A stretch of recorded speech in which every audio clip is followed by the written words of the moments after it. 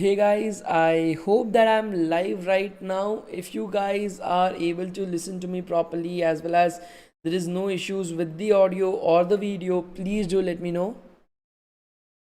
Hello everyone, I hope that I'm live right now. If you guys are able to listen to me properly as well as there is no issues with the audio or the video, please do let me know.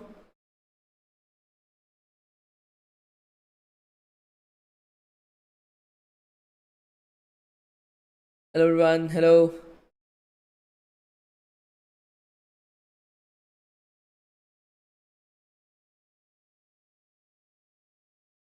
Everything is clear. That's great.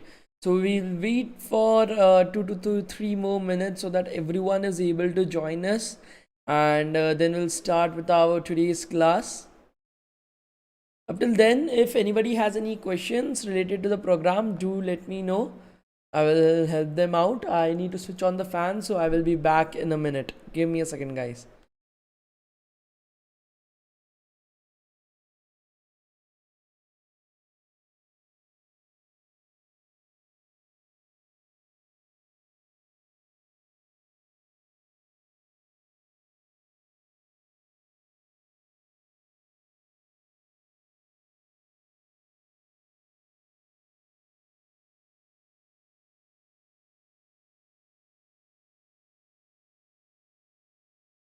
Okay, so I'm back again. So hello. Theory notes, when do you provide? Vinash, I've already answered this in the previous classes as well.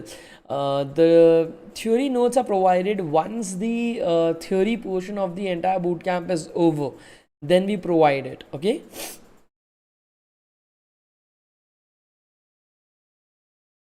Good evening, everyone. Good evening.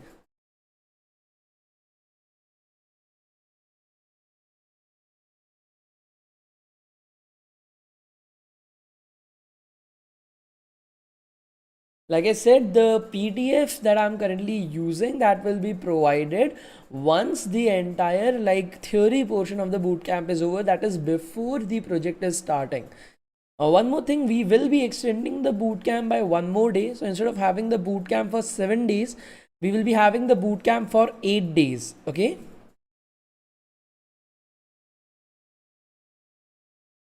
Okay.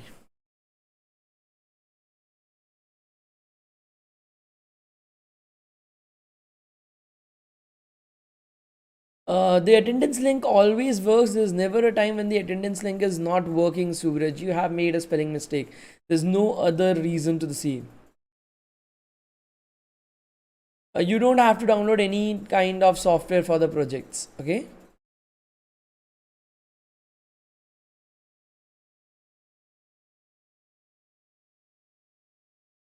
Jitesh, as you're not using the Netflix application for making money, you're actually using it for just learning experiences, and it does not infringe of any of the intellectual properties of Netflix.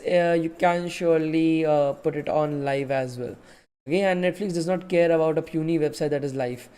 Okay. How to go to advance in the web dev after completing the bootcamp. This is something that I will be answering at the end of today's class. Okay, so we will do that today. Yes, you can do the project in VS Code as well. It's totally up to you. I'm just wait today. Very less number of students have come up, so I'm just waiting for 5 to 10 more minutes to start off with our today's class. Okay.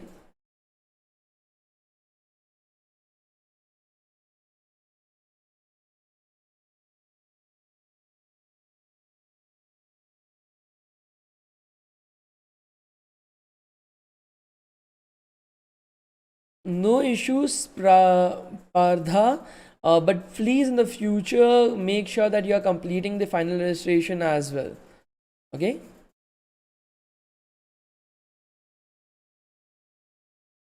The certificates are given at least 1 to 2 weeks after the bootcamp is over, because we'll have to go through your projects to check whether you have copied it from somewhere or you have actually done it yourself.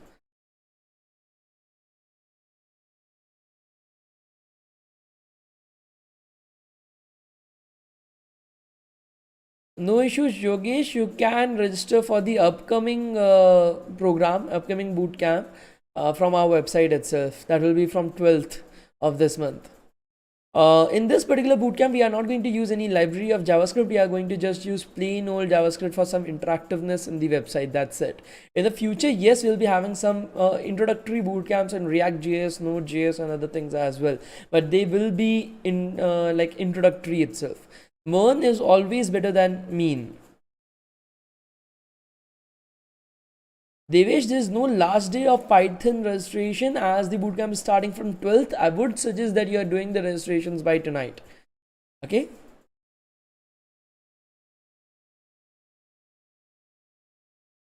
Okay, so let's get started with our today's class. Can we start off with our today's class, guys? Please let me know. Sonam, to learn full stack on your own, okay, if you are learning full stack on your own, it requires at least 6 to 12 months to do so. If you are having a mentor-led program, if you're joining a mentor-led program where they're teaching you every single day for 2 hours, then it takes at least 3 months to complete. Okay, because there you have a structured curriculum. So that is the time that it takes for learning full stack. This is an introductory basic boot camp on HTML, CSS and JavaScript. Okay, and the other boot camps as well, it's an introduction to the technologies, not a fully focused version. Because if you're just starting off with full stack as well, just starting off with web development, you need to know HTML, CSS, JavaScript, Bootstrap CSS as well as Tailwind CSS. This is the minimum that you need to know to get started with web development. And nobody is going to give you an internship on the basis of this. I will be talking about what are the different things that you need to learn to get an internship or a job as a full stack developer. So you don't have to worry about that. Okay, so let's get started out with the class itself, guys. Okay, so right now we are going to start off with some of the advanced CSS first of all, and then we'll be going back to like learning about what are the different technologies that you need to learn as a full stack developer. And yeah, so let's get started. So this particular website that this is a particular example of like newspaper itself that you must be reading on a daily basis at any point of time in your life, or you must have seen these newspapers at your home. But like websites as well look somewhat very similar. If you're going on any news website, they would look a bit similar to what you're able to see right over here. Let's just see one of the examples. As you're able to see, like there is some type of written material, images and all those things on your screen right over here. So it is very easy to draw some boxes around these like websites. So let me just decrease the size of the website. As you are able to see from right over here, let me get the pen.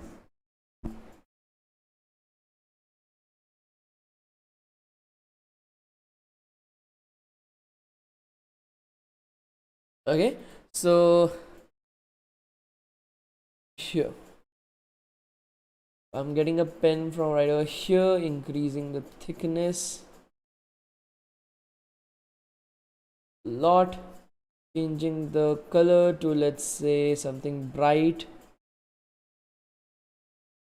Okay, so as you're able to see, the entire web page can be, first we can draw a box around the entire web page itself on all the 4 sides that basically like puts the entire web page into a single box itself. Okay, that is usually your body tag. That is usually your body tag. We have already learned about this. Now inside your body tag as well, you can put one box right over here. Okay, this entire box on the top, that is like your nav bar. Okay, your navigation bar where some of the information is present, some of the important information is present. On the left hand side, you can make a smaller box inside of which you are having some information. On the right hand side, you are having another box inside of which you are having your logo. Now inside on the box on the left hand side, you can divide it into 3 boxes: the first box, the second box and the third box. And inside that as well, you can divide it into multiple boxes. So as you're able to see, the entire website, you can create multiple boxes to like divide all these items into various fields. Okay, okay, are you able to understand this? Please let me know. Are you able to understand this, guys? Please let me know. That are you able to see these boxes on your screen, guys? Guys, whoever is not able to understand this, please let me know. Whoever is not able to understand this, there is some kind of delay, I guess. Is somebody not able to see these boxes on the screen? Okay, and if you go to any website, you can divide the entire website into boxes. Now a box on the top, then three boxes on the down, then inside of each box you are having some other boxes as well, and so on and so forth. So you can divide any website into a number of boxes, and you can make the any website on the basis of that. And that is the concept of your box layout that we are going to study, okay, that we are going to use for making our project as well. Because when you are having so many items that you want to put on your website, you will have to arrange them in a particular manner. Okay, so for that you will have to use this box layout. Okay, so I will repeat myself once again. Your website, any website that you are able to see, you can divide the website into boxes. Okay, one box on the outside, then one box on the top, then one box on the bottom. Then inside the box on the top, you can divide it into two boxes, the left one and the right one. Inside the left one, you can have three boxes like this. Okay, and so on and so forth. So any website that you're visiting, you can draw boxes around each of these elements in the website and try to containerize them, try to understand how these boxes are arranged with respect to each other. And that is what makes the basis of your box layout. Okay, now when it comes to any like element, okay, that you have, there are three concepts to the same: the margin, the border, the padding, and then the element itself. Okay, then the element itself. Let's try to understand this by going back to our code. Okay, so this is our website right over here. It's the h1 element. If I'm going into the inspect element right over here, I'm reducing the size. Okay, so I don't want this, don't want this.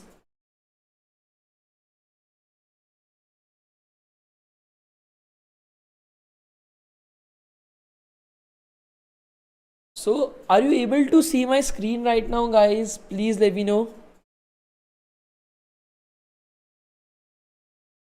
First, learn the basic, guys. Don't rush towards the project. If you don't understand the basics, you won't be able to do shit in the project. Okay, okay, so right over here, as you're able to see, this is the h1 tag.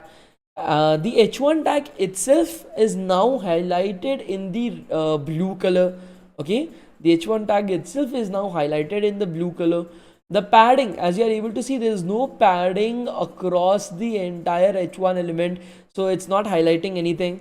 If you're going into border, again there is no border to the entire element, so it is not showing anything. Then margins, so you don't have any left margin or you do not have any right margin. The only margin that you have is on the top and the bottom, so it is being highlighted right over here.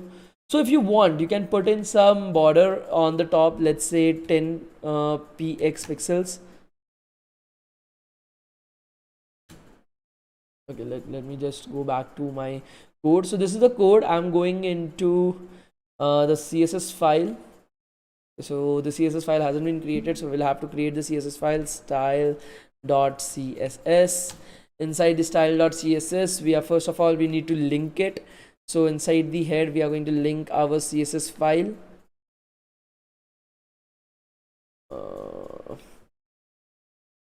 And the href would be your style.css. Now that is saved right over here. We need to access the HTML.CSS. We can close this from here, increase the size. Okay, now in the h1 element, okay, we want to set the border. Okay, we want to set the border to, let's say, 10 pixels. Okay, then we want to have border left. Okay, border. Okay, so let's have the border itself, and then we want to have the from the clockwise version we have to go. So in the clockwise version, let's have top as 0 pixel. Okay, we want to have the right as 0 pixel. We want to have the left bottom as 0 pixel. Okay, so this I'm just going too fast, I think so. Right over here,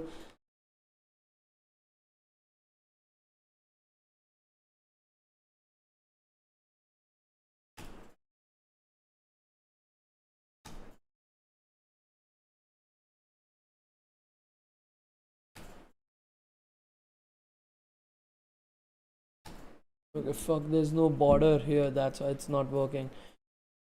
Okay.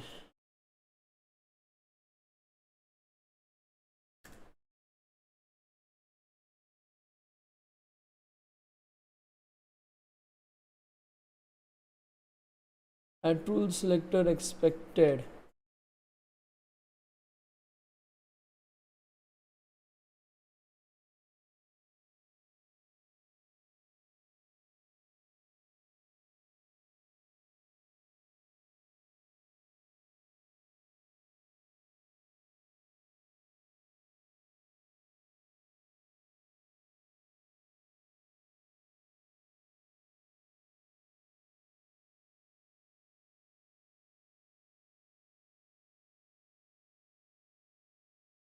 Let's change it to 10 pixel.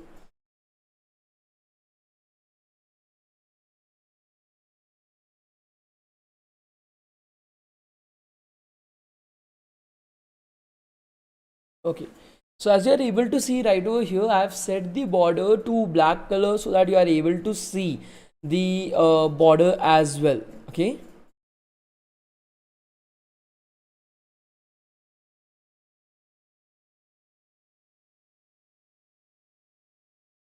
okay, bracket won't come. Yeah, I understood that the bracket won't come. In Python I used to put brackets, so that's why I put the brackets here as well. Okay, no issues in that. So right over here I have set the border. I need to go back to the screen.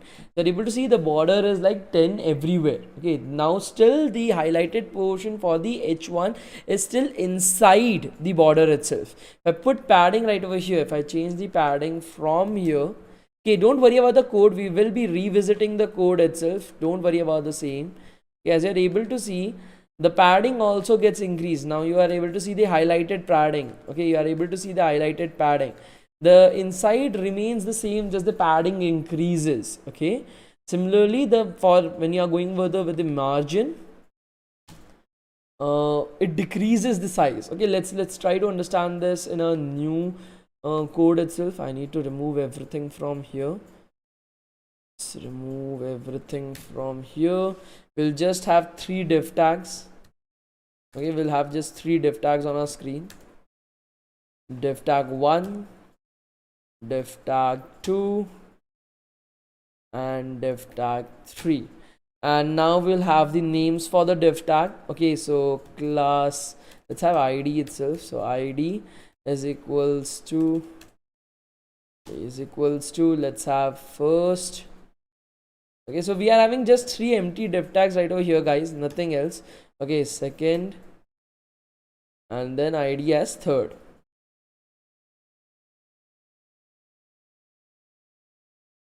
So you are having div first, second, and third right over here. Okay, just 3 div tags, empty div tags on the website. As you're able to see, there will be nothing that will be showing up on the website. It will be totally empty right over here.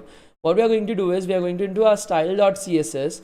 Can someone let me know what is the selector for id?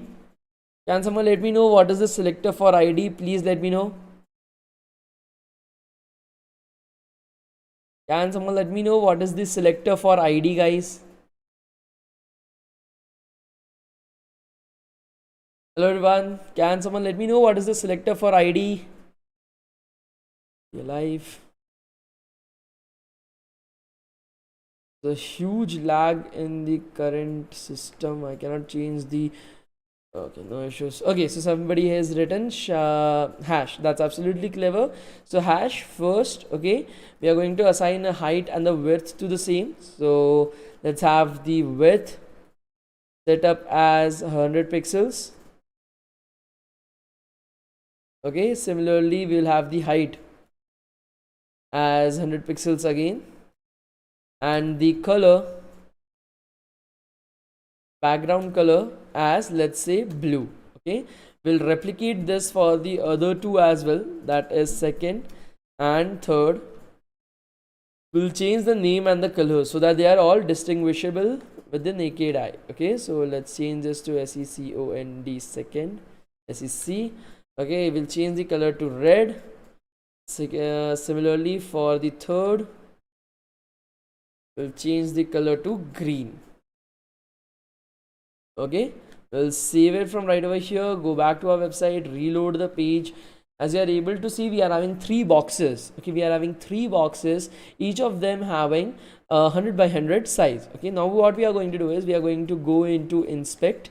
Okay, what I'm going to do here is I'm going to change individual things. First of all, I will change the padding, then I will change the second border, then I will change the margin, and you will be able to understand what these 3 things are able to bring the change as. Now the h1 element itself is like 100 by 100, that is the blue portion.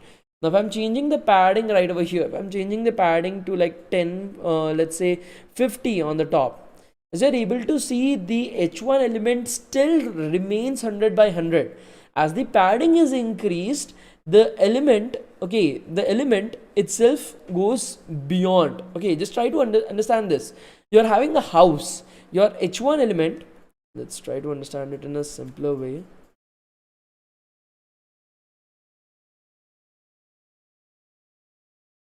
Okay, so you are having an h1 element, that is your house itself. So this is your house. Okay, this is your house. So if you are having like some kind of a garden, okay, if you are having some kind of garden, okay, that is your padding itself, okay, that is your garden itself, okay, then you are having some border, let's assume a wall, you are having a wall around your entire house. Okay, so all these things, your border, that is your wall, and your padding, that is your garden, okay, those will be a part of your land that you own or not. Will those be a part of the land that you own or not? Please let me know. Will those be a part of the land that you own or not, guys? Please let me know. Guys, there are 376 of you online right now. Please let me know.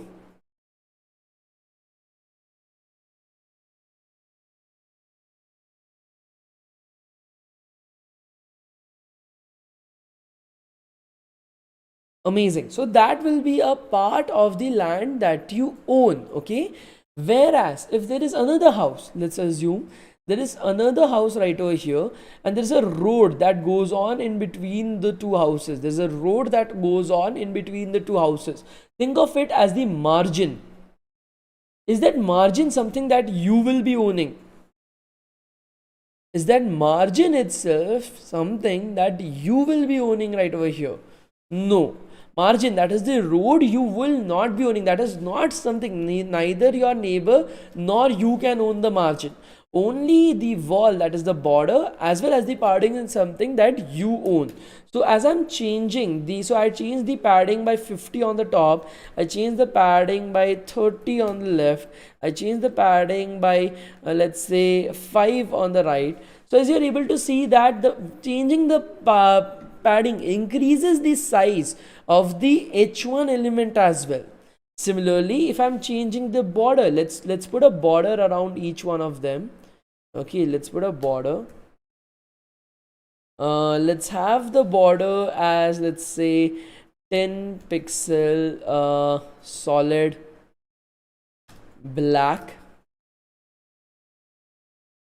So what I've done right over here is I've said that, okay, the border will be 10 pixel wide. Okay, it should be solid, that is like opaque itself, and the color should be black. You can have it like dotted, you can have it like so this can be like, you can have it dotted and then like salmon color as well. Okay, that's totally up to you.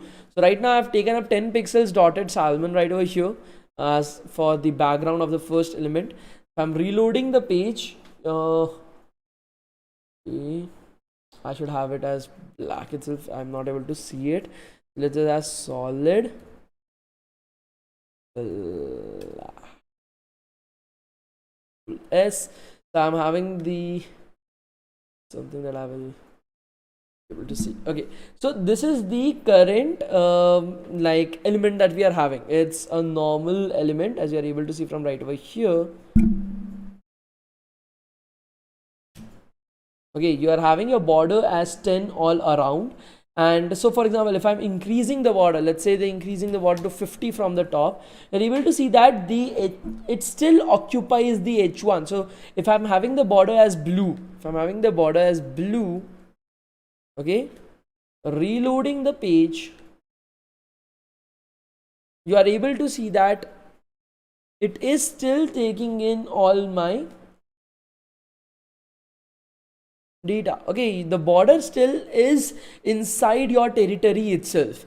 As soon as I'm hitting the margin, let's assume like I'm having the margin from the left by like 50 pixels.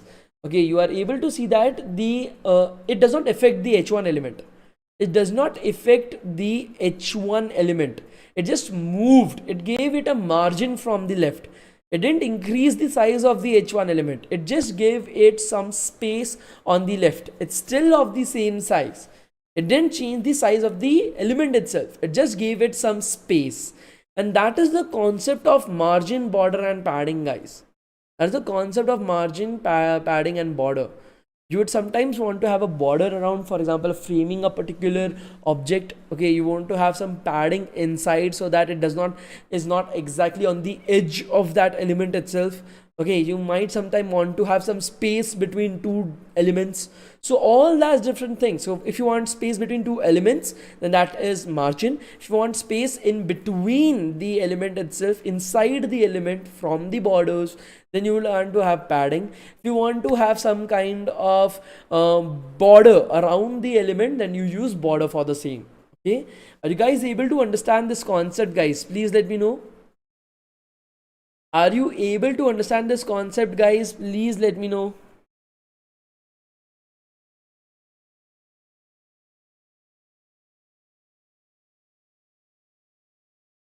Sure. So understand this in this way, guys. You are having a house. You want to have a garden inside the house itself. You don't want your house to be like, okay, this is the wall of your house, and then from here itself your house is there. You cannot, like, as soon as you're opening your door, you are hitting the wall itself. You want some space to move around. So for example, if you are having a text, okay, this is your h1 element. You don't want your text to be like A and D, Y and D. You don't want your text to be like this. You want your text to be having some type of space. So A and D, Y. It appears better. You have some space around. And the mixture of this margin, padding and border is used to arrange the objects all together. Okay. Are you guys able to understand this? Please let me know, guys.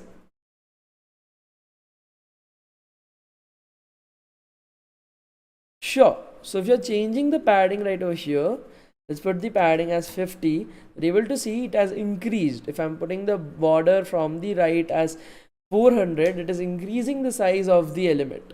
Okay.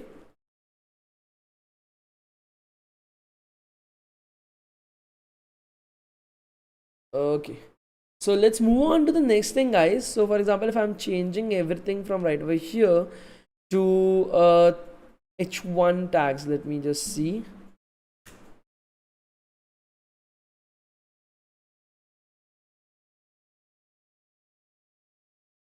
Let's save it from right over here, go back to our website, reload the page. So this is the website that we had previously created. Okay, I'm doing a right click on here and visiting inspect elements, reducing the size of the inspect elements. Okay, so here down. Okay, so for the h1 element, as you are able to see, it is occupying the entire heading itself. The entire width of the screen it is occupying. If I'm going on my h3 tag, again the same goes for that. If I'm going on my paragraph tag, the same goes for that. As soon as I'm coming to the image, you are able to see that we are only occupying the portion that the image is contained in. It's not occupying the entire width of the screen, is not occupying the entire width of the screen itself. Okay, so there are two type of elements that exist. Okay, so one, we are coming in the box model, we will be, there are four types, but we will be starting off with two and then we'll look at the other ones. Okay, you are having the box type and the inline type display layouts. Okay, so what happens right over here is, so let's change the paragraph tag to a span tag. Okay, let's change it to a span tag. So I've changed the paragraph tag to a span tag. This is a new tag. The only difference between a paragraph tag and a span tag is one is a box layout and the other one is an inline layout. We are going to study about it. Do not worry, do not look at the code right now. Just try to first get a grasp of the same. I'm going to reload the page right over here. If I'm okay, so I didn't save it. Span. Okay, I got the span on the lower date here. Need to have this as span, save, go back, reload the page. As you're able to see right now, early on the paragraph tag as well as the image were on different lines. Okay, the paragraph tag as well as the image were on different like parts itself. Okay, so different lines. It's, as you are able to see, the h1 and the h3 are still on different lines, whereas the span tag, the image tag and the other span tag as well is on the same line. Why is that the case? The reason for the same is that span and image tags are inline display elements, whereas your h1, h2, paragraph tags, h3, all these type of elements are usually box elements. What is the difference between the two? Let us try to understand that. Okay, so let me just erase everything from right over here. For a box, so if this is your website, okay, let me change the size. If this is your website right over here, if you are having a box element, okay, if you are having a box element, then in that case, let me just have a marker here, and your box element will occupy the entire width of the screen. Okay, whereas if you are having an inline element, then that will only be, if you are having a box element, why is this not working? Having a box element, it will like put up the entire screen itself. Even if you're changing the width, okay, even if you're changing the width of a box element to 100 pixels, it will still occupy, it will not allow any other element to come along with it. Okay, along with it, it will not be able to come. SS, don't worry, I will say about that as well. Right now, please focus upon the class. Okay, it takes a lot of efforts to teach all these things, to be able to keep it down so that you guys are able to understand. So please focus upon this, guys. Okay, so you are having the inline your block element. If you are reducing this, we are reducing the width as well to 100 pixels, it will still not allow any other inline element to come along with it.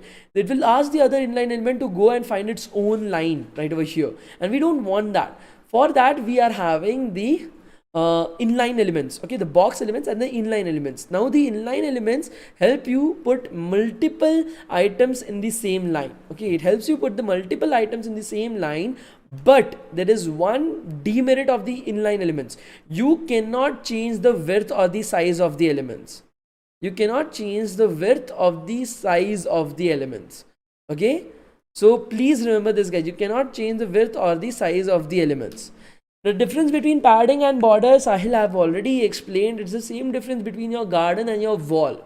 Okay, you're having a wall around your entire house, then you're having a garden inside your entire house. That's the same difference between a like padding and a border. Okay, so let's look at this in terms of code, guys. So right over here, if I'm able to scan, like put it up on span, you are able to see span. Okay, SPAN. You are able to see that only the text is getting highlighted. Now, as soon as I'm hovering over H1, the entire line gets highlighted. Okay, so yes, we can like change the display property as well. Not worry, we will be looking at that. But right now, I'm just trying to make you understand that the two types, that is the display, that is the block layout as well as the inline layout, and what is the benefit of both of them. So let us see, let us go and increase the size of the H1 element. So H1, I want to put it as 100 pixels. So width 100 pixel. Okay, and for the H3 as well, we'll put the width as 100 pixel.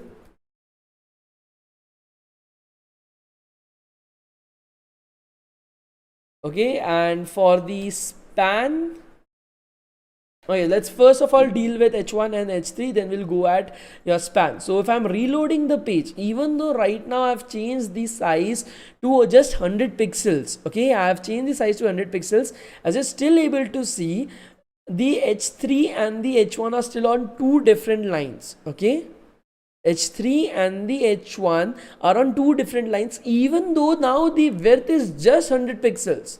Now the width is just 100 pixels, it's still on two different lines. Okay, okay, so that is the major thing that I need you to understand. Okay,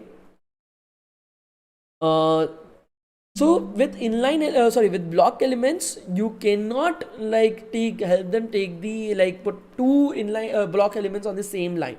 Whereas when you're going with a particular, let's say span, okay, SPAN. Okay, I'm changing the width to 100 pixels here as well. Let's save it. Let's go back. Let's reload the page. As you're able to see, even though I have changed the width to just 100 pixels, it hasn't changed the width at all.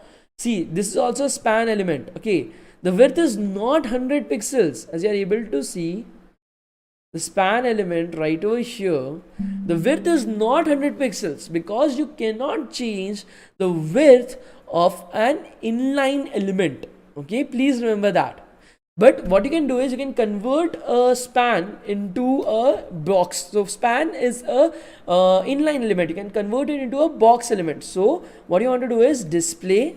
Okay, and then instead of inline, you want the span to be box. You can just have it as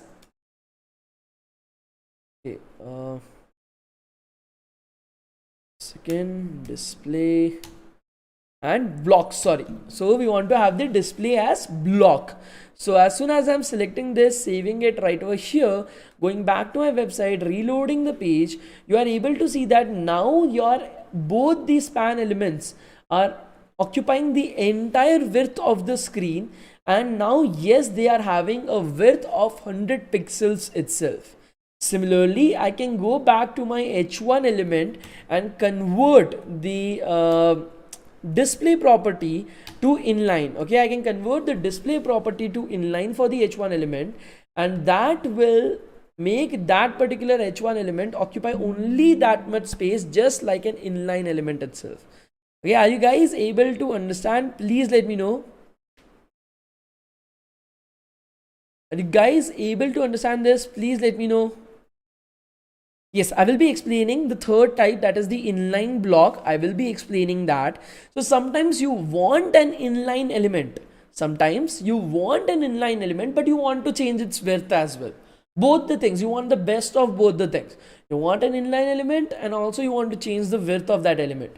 So for that you have your inline block, okay, display property, your inline block display property.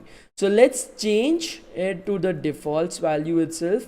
Let's first of all remove the image so that both the spams are together.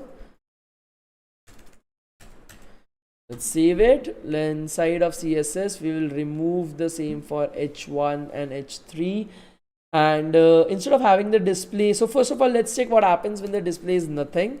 Let's save it. Let's go back to our website, reload the page right over here. So you're able to see both these span elements are in the same line, even though I have changed the like width. Okay, if I've changed the width of the span element to 100 pixel, it hasn't affected the span elements. So for that I will change the display. I still want to keep them inside like inside a single thing itself, but right now I want to use inline block. Okay, I want to use inline block for the same. Now using inline block, you still have both the elements in line, but now you can change the width of those elements as well. Let's go back to our website, reload the page. As you are able to see now, both the elements are still in line. As you are able to see, both the elements are still in line, but now they also have a width of 100 pixels as well. Are you able to understand this, guys? Are you able to see this and understand? Please let me know. So you are having your inline, you are having your block, you are having your inline block, that is the best of both the worlds, and then you are having your finally none. We are coming to none right now, but right now are you able to understand this? Please let me know. What is the advantage of inline element? Like I said, you want two different things on the same line itself. You want an image as well as some description, or two elements on the same line. For example, let's go back to our example right over here. You want to have the box on the left hand side, this entire box and this box in the same line. To that the main boxes need to be inline in nature. That's why you are having inline attributes. Now you don't want the upper box. Okay, just a second. You don't want this upper box right over here, this very thin box right over here, and the main box down to be in the same line. So you will be having them as your what do you say, block elements. Okay, block elements. Okay, and then if you are having some particular blocks that are in the same line, but you have to have different widths to them. Okay, that is in the case of this block. Okay, in the color, this is in the case of this block on the left, this block in the middle, and this block on the right. In that particular case the width is different, but you still want them in line, so you'll use inline block right over here. So these are the places where you use the three different things right over here itself. Okay, similarly, now the last display property is the none property. Okay, as soon as I'm setting the display property to none, as soon as I'm setting the display property to none, it won't be visible on your screen. Okay, that entire element won't be visible on your screen, just like your exam marks or something like that. You don't want to show it to the student itself. So although it's there in the code, as you're able to see, although it's there in the code itself, nothing gets highlighted because you have hidden it. Display is none. You don't want to display anything to your screen. Are you guys able to understand this? Please let me know. My hands are paining a lot. Are you guys able to understand this? Please let me know.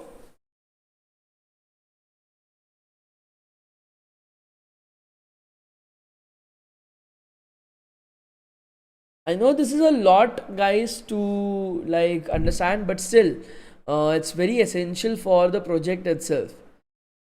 Okay.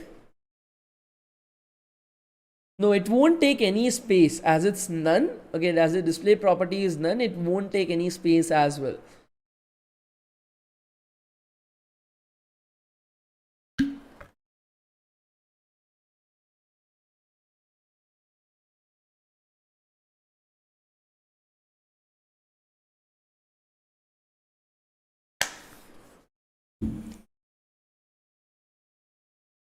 Okay, great.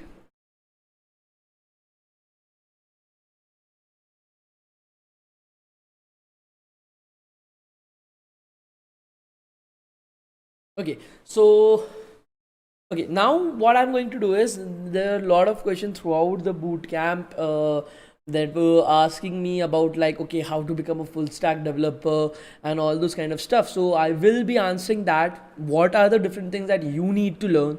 Okay, so I have conducted various hiring drives for almost 10-15 companies up till now for a full stack developer as well as data scientist position and many other positions as well. I have worked with, so for example, in our like data scientist training and internship programs as well as the full stack training and internship programs, we have instructors from Google, Microsoft, Amazon, all these companies. So we have interacted with them, and they have also done various hirings as well.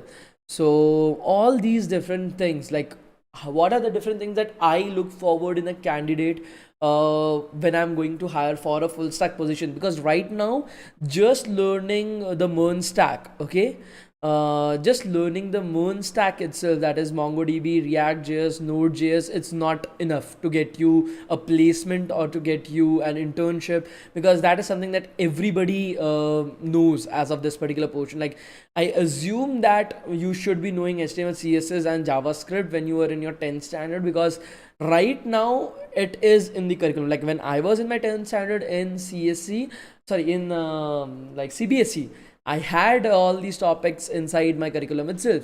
So I assume that this, on the basis of that, nobody is going to give you any internship or any placements or anything. Okay, so I'm trying to make sure that you guys have the full understanding about what is actually required to become hireable, employable. Like, you are at least able to get people paying you to make projects for them. So all these different things are something that I will be talking about right now. So I will be taking in the syllabus itself as reference from our website. You also do the same, okay? You take up the syllabus. So if you go in the full stack industrial training program, go to the syllabus portion. Okay, go to the syllabus portion right over here, and please follow this syllabus thoroughly. Please follow this syllabus thoroughly, guys. Like, we have made sure, like, this training program has been made in collaboration with various companies who are hiring from us. We have got almost 800 students placed from our previous batches. We have almost 80% placement rate. So we know what needs to be done.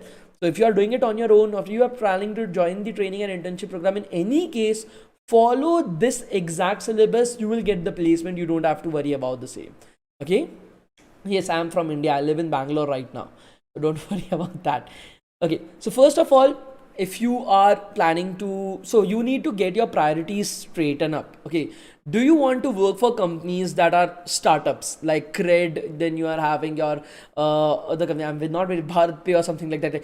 These are startup companies. Okay. These companies will pay you, like, they will pay you nicely, but these are startup companies. And then you are having a legacy companies like Microsoft, Google, Amazon, Samsung, all these companies. So there are two type of companies that are available at any point of time.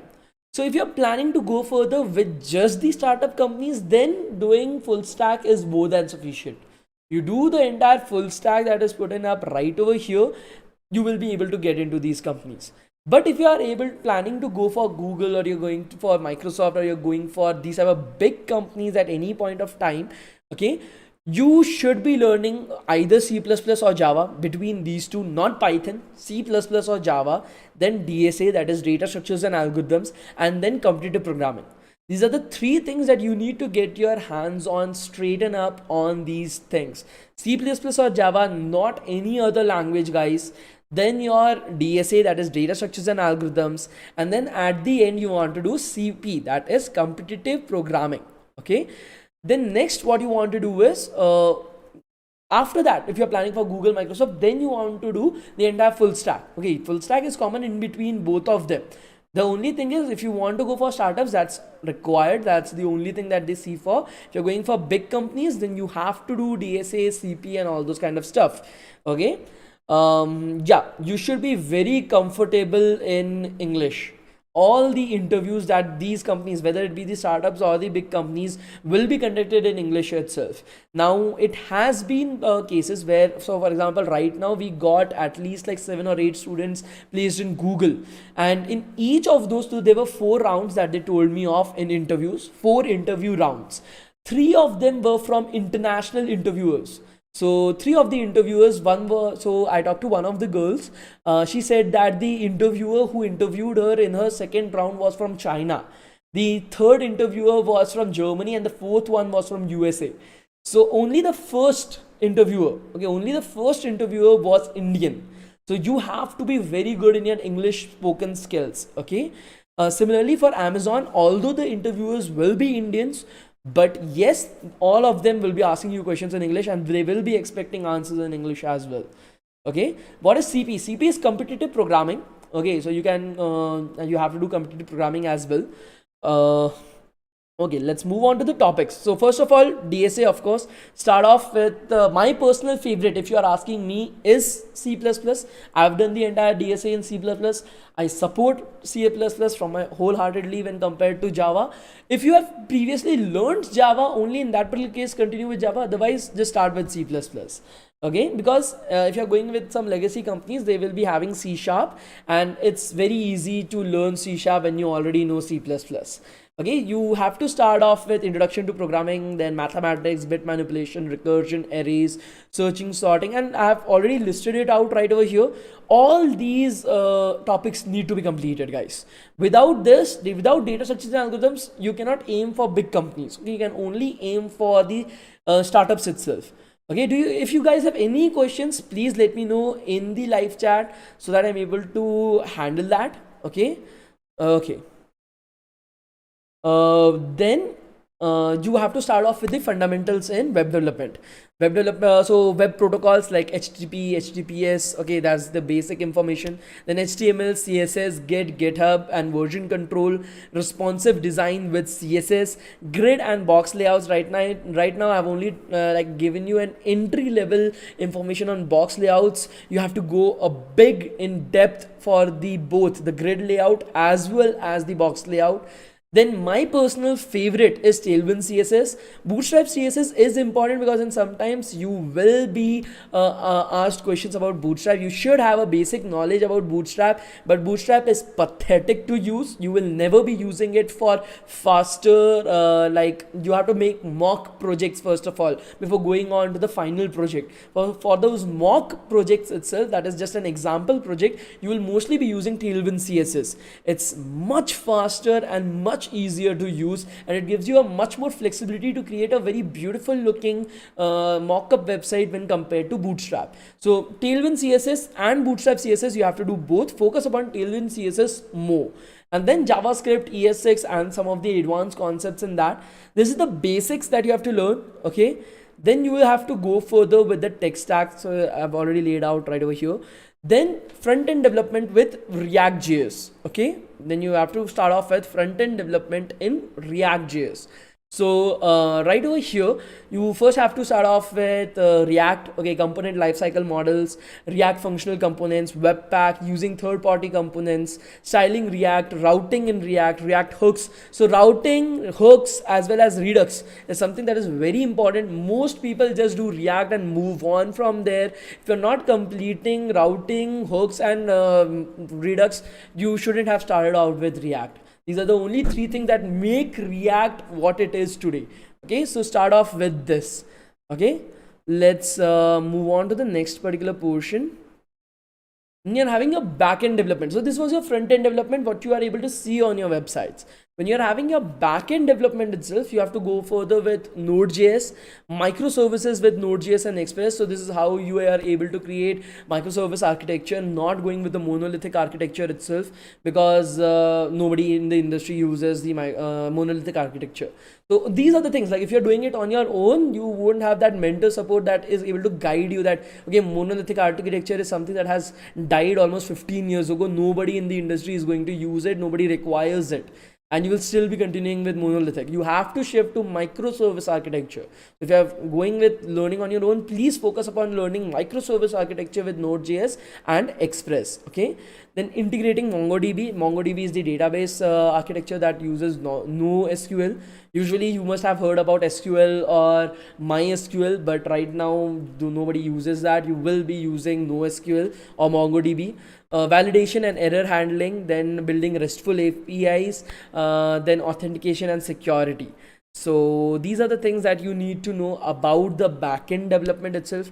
Now, in most of the programs that you will be having, you will stop here and nobody is going to give you anything, not even a job, not even internship, nothing, because this is something that I can get my brother to learn even though he's in bio. Like, this is not something that I require. I don't require just a person who does not know how to deploy or how to orchestrate a particular app. Okay, then you need to move on to DevOps. Okay, that is your AWS. Okay, that is Amazon Web Services. You have to put the entire application, entire website that you have built to the cloud. Okay, if you are not putting the website to the cloud, nobody is able to use it. You have created an amazing website and you're just putting it on your laptop. What is the use of that? You don't know how millions of people should be able to access your application. Now, just putting on the cloud is not sufficient. So I put the my web application to the cloud. Now, even if 100 people are coming to my application, the application will crash because it is not able to support that many number of people on your application. I don't want that kind of apps. Do you think like Zomato, Cred or Google will have become such successful companies if only 100 people came to their application and it crashed badly? No, that is not the case. And you cannot have like thousands of servers running all the time so that any number of people who are coming, you are able to support them. That is extremely cost inefficient. You will be burning money like anything. You don't want that. So that is where DevOps comes in. That is orchestrating all these resources on the cloud. To be able to make sure that even if 1,000,000 users are able to come at any point of time, you are using the least amount of resources to be able to cater every single one of them. To be able to cater every single one of them. And even if 100 people are able to come, you want to use the least number of resources. You don't want to have like $10,000 worth of servers running all the time. If there are 100 people, just run $10 worth of server. If there are 1,000,000 people, run 10,000 worth of servers. So that's the thing. That orchestration is something that comes into DevOps. Not just that. Now, if I'm giving you a spaghetti, I take out spaghetti from my box and I give this spaghetti to in your hand. Okay, not in nothing. I give it in your hand and say that, okay, now you take it from Bangalore to Delhi. How would you feel? You will be like, hey, yaar, like, are you an idiot or something? Like, what are you saying? Like, I will have to take this noodles from Bangalore to Delhi in my hand. Like, what are you saying? That does not feel nice, and that, like, I cannot carry it at any point of time. The same happens when you're writing code as well. Most of the time when you're writing code, you will have to give it to someone else to be able to run it, to be able to check it and do the further process, integrate it with something else, so on and so forth. So you want to package it properly, so that this package, okay, you don't have to do anything. You just open this package, the food will be fresh, the food will be hot, you can directly eat it. Similarly for code as well, you don't have to install anything in your computer, you don't have to do anything. This is a particular container that contains my code. Just put it on your laptop and it will work absolutely fine, just as it was running on my laptop. Now that is the where Docker comes into being. Docker is also a part of DevOps. So Docker and containers are something that is very important, that is being used every single place. Okay, and then you have to go further with Kubernetes and then with CI/CD. Now, what is CI/CD? Continuous integration and deployment. What happens is you are having a live website right now. You want to introduce some more features to your website. Will it be possible for Amazon to take the entire website down? To be able to shut the entire Amazon down and then edit its code and then push it back to to be live? Amazon won't survive a day. Other players will kill it and replace it within days itself.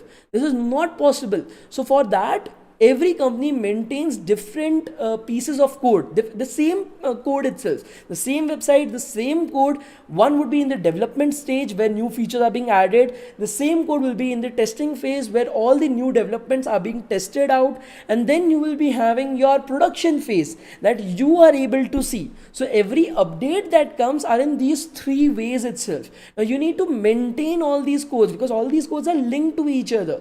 For that, you are having your CI/CD, continuous integration between these codes, and continuous deployment, okay, so that your application never goes down because you are working on it, okay. So that is the stuff. No, the Docker is not like Webpack, okay. You need to think of Docker as a container for your code, inside of which your code is able to run anywhere. Okay, you are able to put it on your friend's computer, whatever version of Python he is having in his own computer, whatever version of any other libraries he is having on his own computer, it won't show any conflict. It is like an environment on its own where it is able to work, okay. Now, once you have learned all these technologies, you need to focus upon one more thing. You need to make one project. So making a project, a big project, now I'm not talking about your portfolio website. Now that I consider it as a shitty project. That is a very small project itself. It's a minor project, okay. Like, so you are making like a book application API. These are minor projects. You need to have a major project, an entire project that is like a full-blown working solution that is currently in the market, okay. For example, in the training program, what we do is we are having some small projects like Book My Show clone, or book management API, or task management app, personal portfolios. There's small projects and some more projects as well that are minor projects. What I want from you is you should be able to make an entire application that is currently in the market. For example, what we do is we go further with the Zomato application. The Zomato app that you are currently using on your phone, we make that live in the class. So that is the Zomato front end. Okay, you are having your front end in React that has been made in Zomato. Then your Zomato backend, that is your Node Express MongoDB. Then you are having your deployment on AWS for the front end and backend, and then orchestrating them with DevOps as well as Kubernetes, and then creating CI/CD pipelining for the development and the production stages. Now, in this particular way, you have created an entire startup that is there inside the market in these 3 months. Now, if you're approaching Zomato saying that, okay, I've already created what you guys have done, will you be able to hire me? Zomato would be crazy not to hire you. That's the main point. And now think of this in such a way. You are having your Uber, Ola. What is it? Zomato for people. You are having your Blinkit, Zepto. You are having your Dunzo. What are these? These are Zomato for groceries. You are having Zomato, Swiggy. All these are nothing else but the same application. Just the thing that is being delivered is changed. Nothing else. Your Amazon Foods, your other things as well. These are all the same applications. Now, once you have completed this, you can start off with your freelancing career as well. You can just go to fiverr.com, or you can go to like some kind of freelancer.com. These projects are something that they are offering 25,000 to 1 lakh rupees on these projects. You just have to give them the project and they will give you the money. Our students have got between minimum of 25,000 to 1 lakh, depending upon how well you were able to make the project on the basis of these projects itself and nothing else. So that's the main thing, guys. You need to focus upon being able to present yourself that I am the best in this field. There's no one better than me. And only then these companies will be able to hire you. Okay, so see, right now you guys are learning from me. There are almost 425 students live along with us. I'm able to like answer some of these questions. Are you able to talk to me? No. Am I able to mentor you properly? No. Was this just a video recording of the project? Will you be able to learn something from me? No. Then what's the use of that? So what we have done is we have this program of the full stack as well as the data scientist program that we are having, and the instructors that you are having are from McKinsey and Company, Google, Sony, Oracle, American Express, Geo, and other companies as well, if you are going into the list of the instructors that we are having. And for 3 months, the entire training takes place live on Zoom every single day in the evening after 6 o'clock or 7 o'clock for 1 to 1.5 hours every single day of live classes, and then 2 hours of live doubt session with the instructor 101. So you are able to interact with these mentors, ask them your doubts, talk to them, understand what they are teaching you. If you're having some doubts related to the class, if you have some doubts related to the program, if you have some doubts related to your own personal work as well, they are able to help you guys out with the same. Along with that, so all these are working professionals. So if you're doing well in the class, these people are able to connect you with their HRs and help you get placed as well. We have got so many students placed in various different companies, got them internships from the first year itself. We have got students in the first, second, third, fourth year from BTech, BSc, MSc, MCA, BCA. We have got students from chemical, mechanical, electrical. So all these different people that you are having, they are able to help you out reach your goal. Okay, that's the main point. The program is of 3 weeks. Okay, at all the projects, all the topics will be done in the class live by the instructor. They will be live coding it within the class. Okay, so you don't have to worry about that. As well as during the program as well, you will be taught C++, DSA, competitive programming by a particular person who is currently in the world top 100. His name is Ritik. Okay, he's in the world top 100 ranking in CP. Okay, so you will be learning directly from him. So that's the main point. Along with that, there is no prerequisite. The only thing that we make sure that, okay, there's only one prerequisite, that you should be familiarizing yourself in English. That's it. We assume that you don't know anything, you only know English, and the basis of that we are having the entire program. The rest will be taught in the class itself. Okay.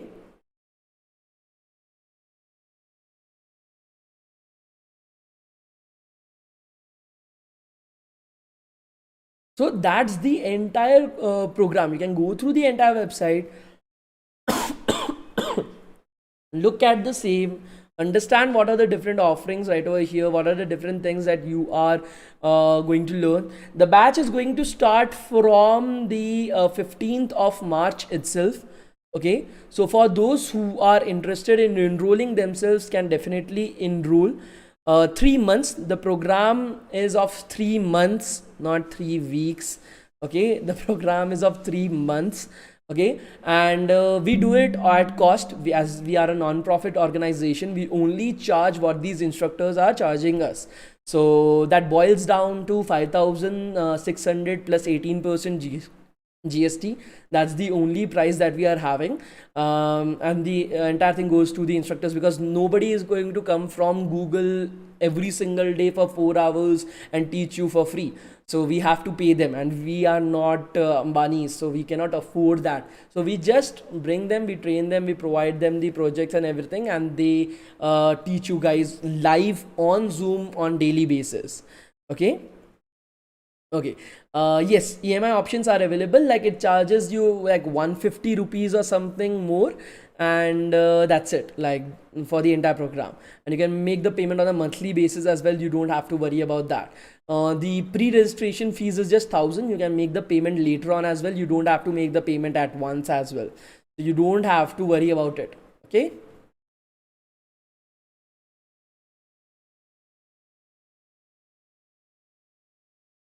Okay, how much time I have to give every day to do well? See, the classes itself will be of 1.5 hours every single day, 5 to 6 days a week. So it's not like alternate days you are having classes or something. Like, every single day for the entire 3 months you will be having classes 5 days a week for 1.5 hours. Okay, it may extend beyond that as well. So after that, just revise what has been taught in the class. Okay, practice a bit on your own, and then do the DSA CP portion that Ritik will be providing to you and helping you out with. Okay, so that is the entire process that you have to follow. If you're doing this, then I guarantee you that you will be able to get placement, because after the program we do provide that as well. If you're doing well in the program, we provide you guys with placements as well.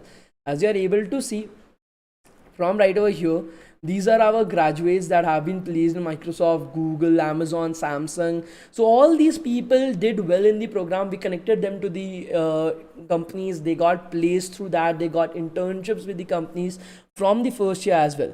Yes, we teach object-oriented programming both in C++ as well as in Python. Okay. The classes timings will be in the evening after 6 or 7 for 1.5 hours, and then you will be having your 2 hours of live doubt session. That's the entire thing.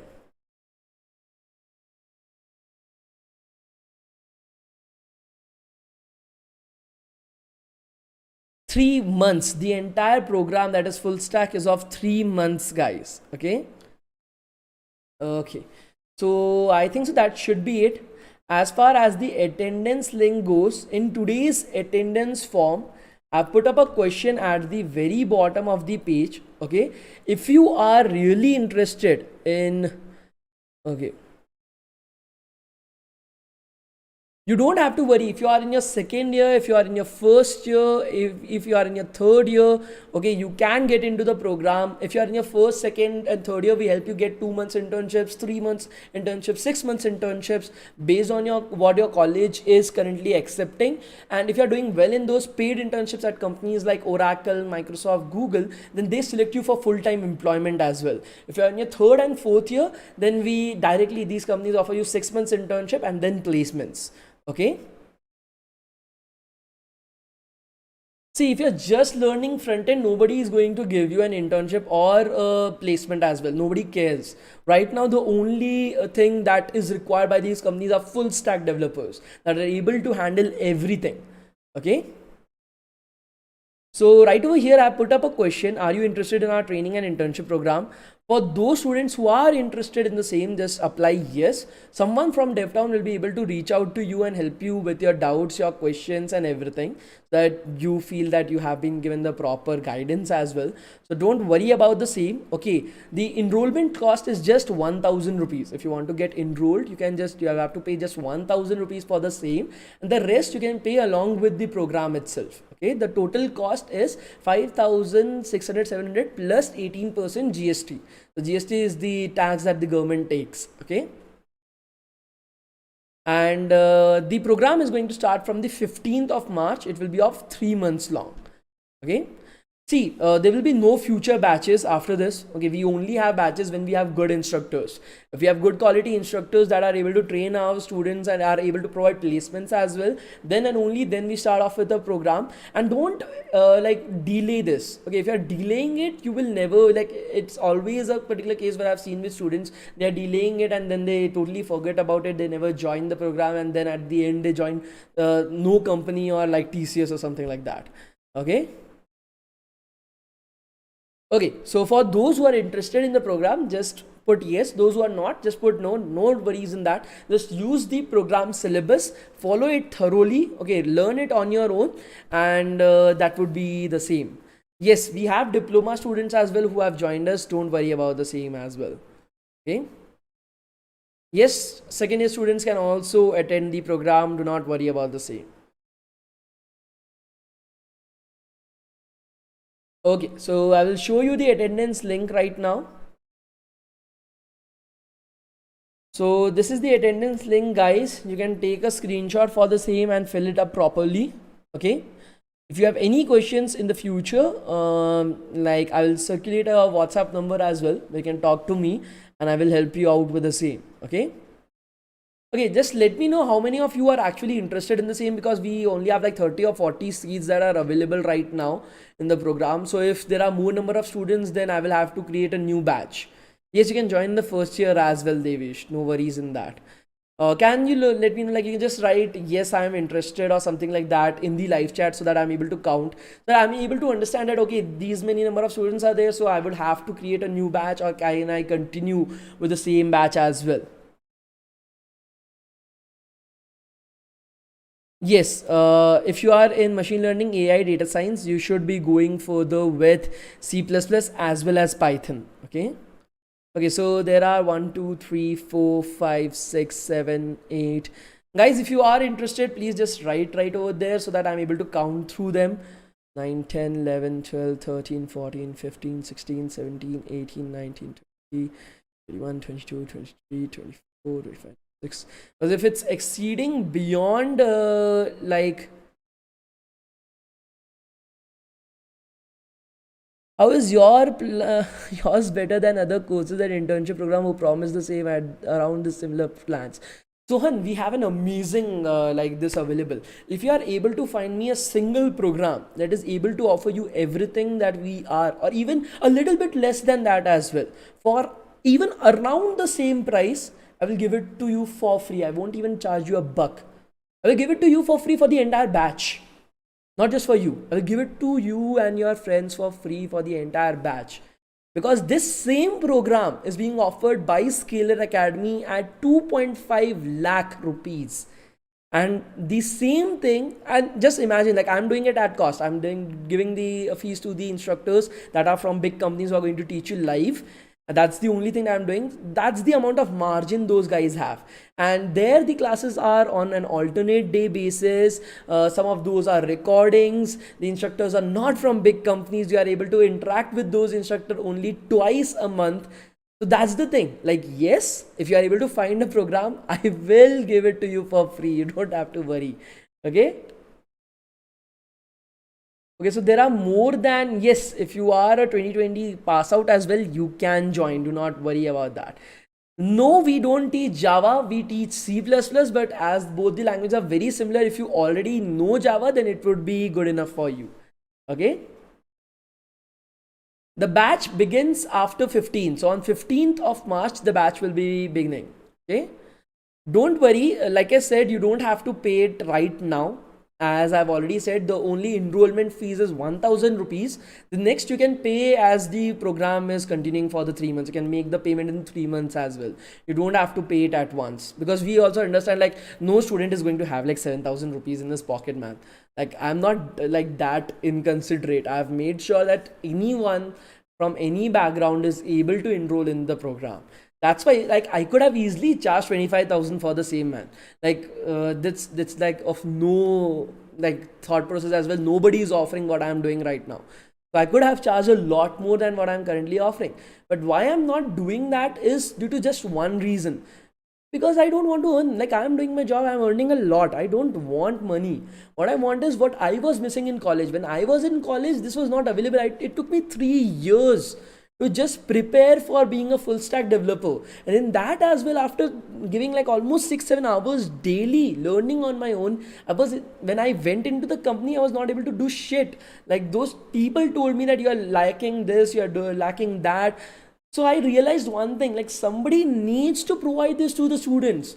They told me that if somebody is knowing these type of things, we will immediately hire them. I was like, dude, like, I prepared for my interviews for like 6-7 months. If you told me this, if you have trained me in this, would have get the job directly, then why would I have spent like 3 years of my life doing this and not something else?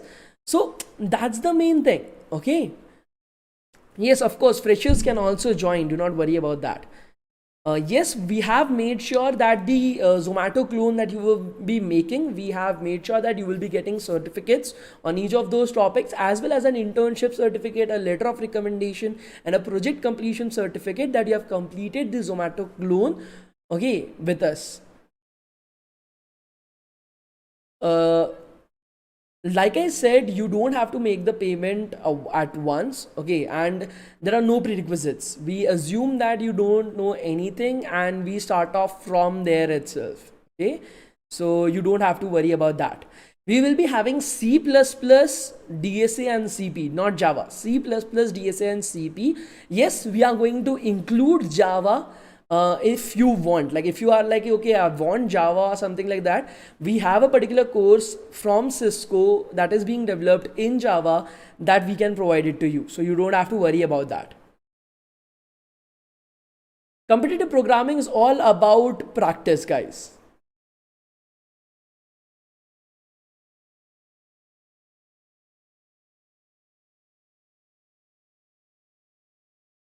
See, my suggestion for you is, if you are data scientist program is easier to do. Okay, there are because it does not has that many number of technologies in it. Full stack is a little bit difficult, but in full stack, if you are able to become a good full stack developer, you are going to get a job. Like, it's 100% guarantee that you will be able to get paid internships and jobs immediately after the program. But in data scientist, it's usually very easy, and you will have to focus much more upon the DSA and the CP part. Okay.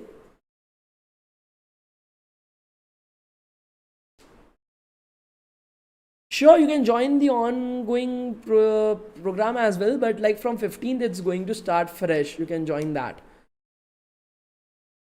Okay, so no issues in that. Those who are interested for the same, okay, just fill out the form. If you're putting up yes, a particular person from DevTown will approach you, will talk to you, will solve your doubts. If it still isn't being rectified, I will personally help you out with the same. You don't have to worry about the same, okay? So choose on the basis of that. My suggestion is go further with full stack. Okay, if you are not from a very good college, you're from tier 1 or tier 2 college, go further with data scientist without even thinking. Okay, so that is my take on this. Okay, so thank you so much, guys. We'll meet tomorrow once again. We'll be finishing off with JavaScript and starting off with our project from tomorrow. Okay, so please be ready for it, guys. Okay, thank you so much, guys. Thank you. Thank you.